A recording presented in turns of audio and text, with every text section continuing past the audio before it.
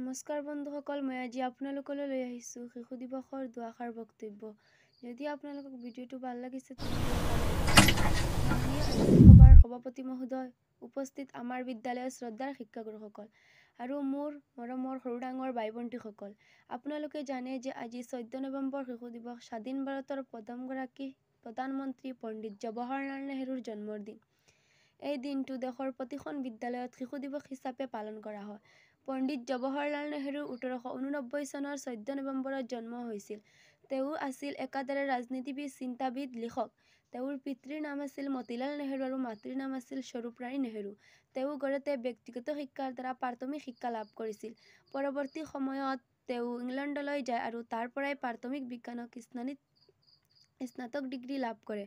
1912 চনত ভাৰতলৈ ঘূৰি অহাৰ পাছত তেওঁ ৰাজনীতিৰ সৈতে জড়িত হৈ পৰে।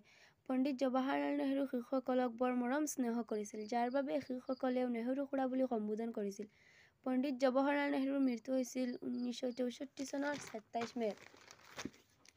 সেই বৰ্ষতে সংসদৰ সৰ্বসন্মতিক্ৰমে 14 নৱেম্বৰৰ দিনটো শিশু দিৱস হিচাপে গ্ৰহণ কৰা হৈছিল।